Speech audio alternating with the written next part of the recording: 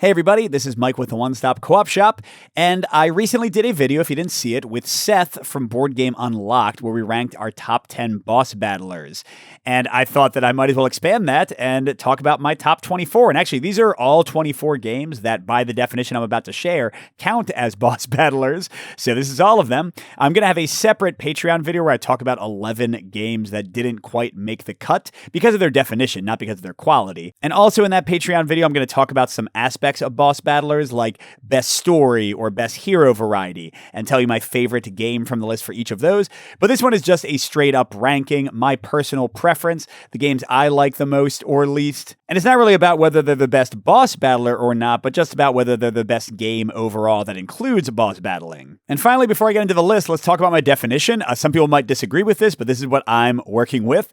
I'm going to count games as boss battlers if they are released, so upcoming games I've previewed don't count yet. Also, number 2, defeating the boss has to be the way you win the game, or at least the combat encounter, because I am including some campaign games where you also do adventure stuff, but then get into boss battles. And finally, a big one, number 3, that excludes a lot of games, is that the boss needs to be battleable, fightable, damageable from the beginning. It can't be a game where like you do a whole bunch of stuff and then the boss comes out at the end. And also, in the vast majority of encounters, the boss needs to be a boss. So I'm not including games where you fight a whole bunch of mobs or squads and then like eventually in some encounters fight a boss, just ones where it's one big bad battling against you. So with all that out of the way, let's get to the list and my top 24 boss battlers. So first at number 24, we have Vagrantsong. An awesome thing about this one is how quick the player and boss action turns are. Things tend to flow really quickly. The bosses are also quite varied in their activations, and they have multiple forms and different ways to defeat them. Some you don't even fight. But on the negative side, this is a game that is extremely beholden to dice luck, and your entire play can be ruined by bad rolls.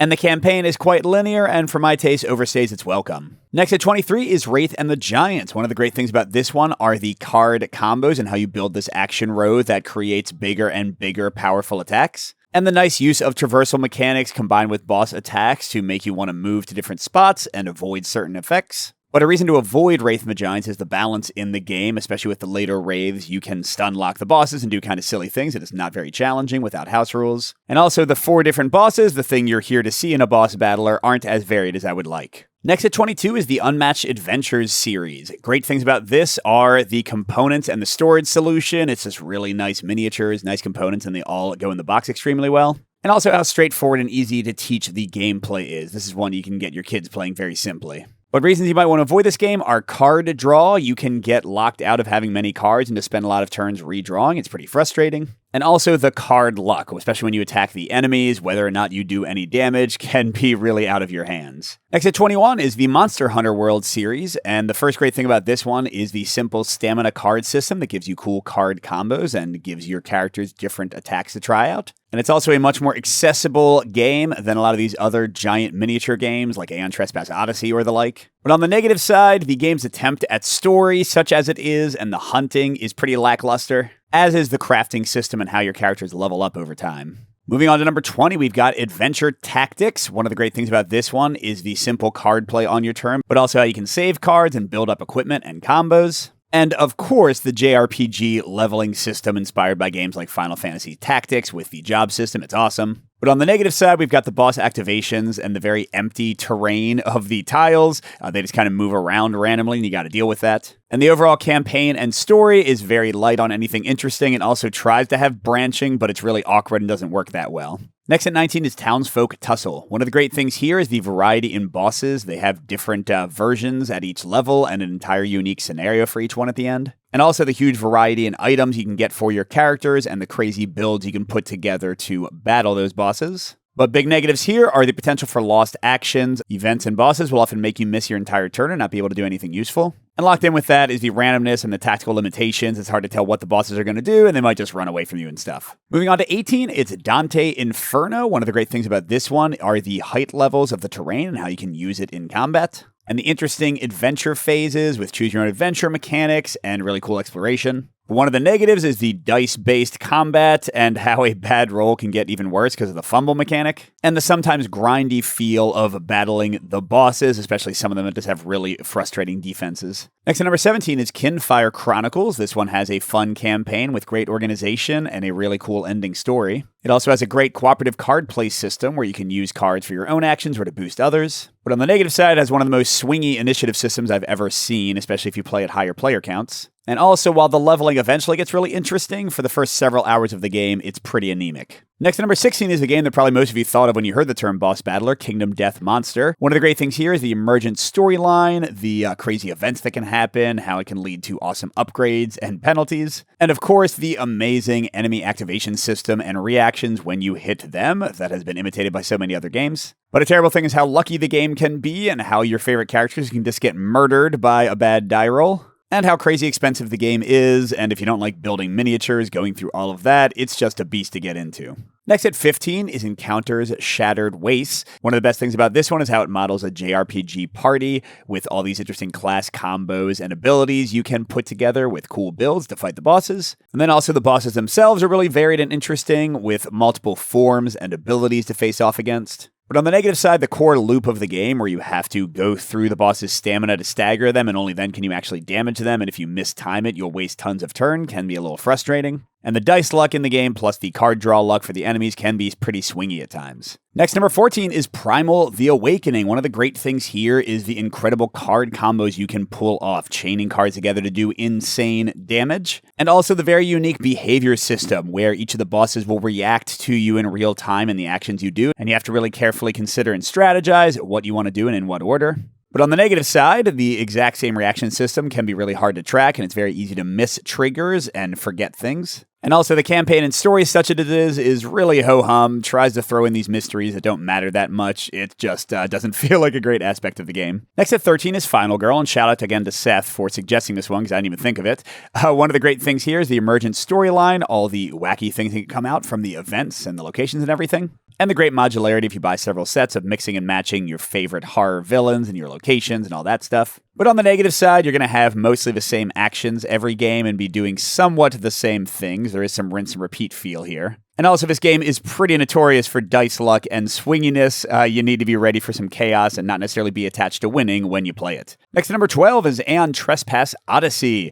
The first great thing about this game is the exploration and the story. There's some really interesting and exciting moments to find here in this huge amount of content. And also the inverted combat paradigm that they also use in Kingdoms Forlorn. This is just awesome. It makes you and the boss level up and get tougher and more intense as the battle goes along.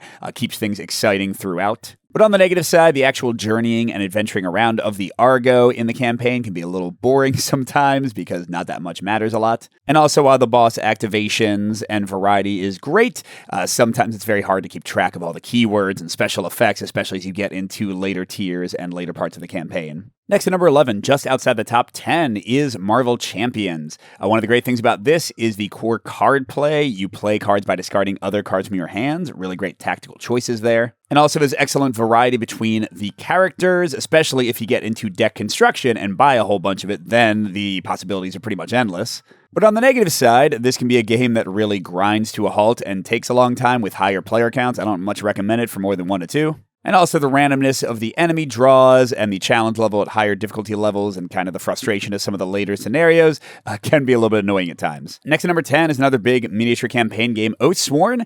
The first great thing about this one is the battle flow system, this cooldown system where you play cards to push other cards out and get them back to your hand for more cool combos. It also has cool tactical options, great side characters if you don't want to play 4 full players, just really cool character choices overall. But on the negative side, the adventure portions and narrative portions don't much matter because you get to the same place anyway. And eventually there is some sameness and repetition in the boss fights and how you confront them and how you damage them, and there's even some repeated bosses that are quite frustrating, so the variety is not quite as high as it seems, although still good. Next, number 9 is Street Masters. One of the great things about this one is the Sadler Brothers dice system with exploding crits and every die giving you at least something positive, makes your rolls really rewarding no matter what. And the great combos and powers you can pull off with your heroes, especially once you have all your tactics out, you can just do wild, crazy things. But on the negative side, the balance is often pretty bad. The modularity lets you do crazy combos that sometimes just don't work. And also in some arenas with some bosses, there are just so many effects and confusing things to keep track of, and not all of them are well defined, so the game can be a bit frustrating to figure out. Next, at number 8 is One Hit Heroes. One of the cool things about this one is the aggro system, where as you attack enemies, you will add tokens to your aggro bar, and that'll determine who will attack you, so you have to manage it carefully. And another great thing are the card action combos, especially as you unlock more cards from these little booster packs and build up your character in fun ways. But on the negative side, the dice luck of rolling for enemy attacks can be extremely frustrating. Some games you win or lose just because you get the all hit or all miss. And also, while the boss variety is great, sometimes you get mismatches where your characters just don't do very well against a boss, and you can play multiple times and just keep on losing. Next to number 7 is Aeon's End and Astro Knights and Invincible. They just have a lot in this series. One of the great things here is the different ways to spend your resources. You can buy cards, you can improve your breaches, you can build up your superpowers. There's lots of stuff to do. And the second great thing is the fact that you don't shuffle your deck. Man, I love this. You just flip it over when you go through it, and it can let you set up combos with cards together. It's really cool. But on the negative side, while some might disagree with me, I find the deck building a little bit weak here and find a lot of the cards pretty straightforward and too similar to each other, especially across releases. And speaking of releases, that's my other complaint. Do you buy Astro Knights, which is now, I guess, discontinued? Do you buy Invincible? Do you buy Aeon's End? Which Aeon's End do you buy? Legacy 1? The original? Legacy of Gravehold? They've just kind of pumped out so much content that it's really hard to figure out what you should buy and when. Next to number 6 is Kradia Wild Hunt Festival. This is an upcoming game, but it's a re-release of an original game, so I'm still counting it. One of the great things here is the boss life and activation system. You have to really carefully decide how much you want to damage the enemy because it's going to directly determine what their likelihood of certain attacks is. And also in a JRPG way, the build of your party is super impactful. Trying to pick healers and tanks and all that kind of stuff is great. But on the negative side, dice rolling can be pretty impactful for what the boss does and what your heroes do sometimes. And also, each individual hero turn is super straightforward and simple, which can be a good or bad thing, but it doesn't mean I recommend the game for 1 to 2 players. With 3 or 4, you're just not going to do that much on your individual turn. And getting into the top 5, up first is Ashes Reborn and Ashes Ascendancy.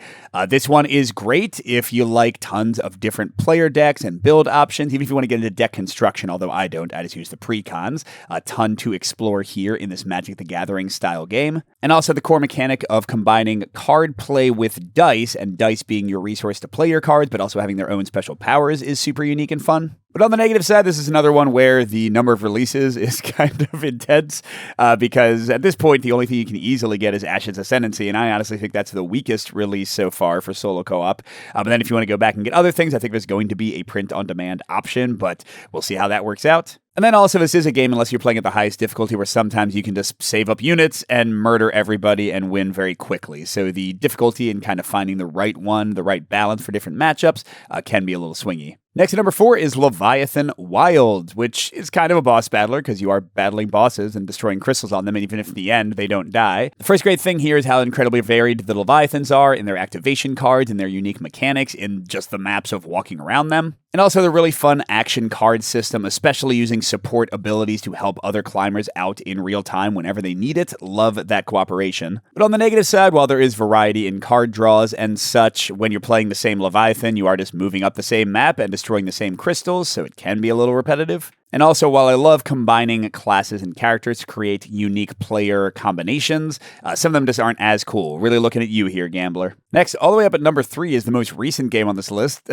but I love it, and that's Boss Fighters QR.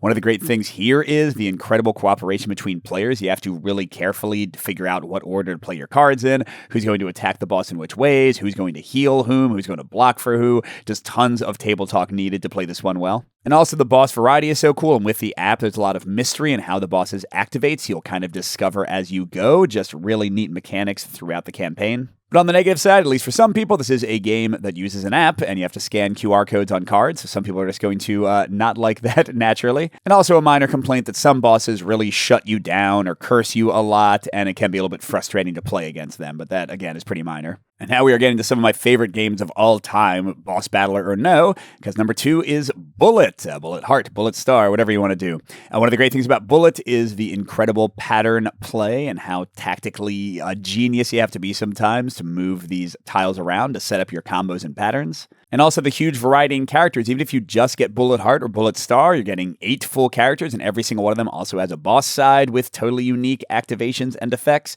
Just tons of stuff to explore here. But on the negative side, that's one of the negatives right there, that the matchups are not well defined. They don't rank which bosses are harder or easier. They don't tell you which heroes or heroines are stronger or weaker. So the game devolves into a little bit of blunt force trying sometimes to find the right difficulty level for yourself. And for another negative, I don't know, I love this game. It's barely a battler, I guess. You're just, getting rid of tokens on your board, and then those hit the boss. So some people might not see it as battling. That's a little bit of a stretch. And then finally, my number one boss battler of all time is Sentinels of the Multiverse, specifically the Definitive Edition. And man, I'm so happy that the next expansion is apparently finally going to ship after all the Greater Than Game shenanigans. I paid a bunch of money for that a while ago, and I've just been waiting. But yes, this one, awesome things about this.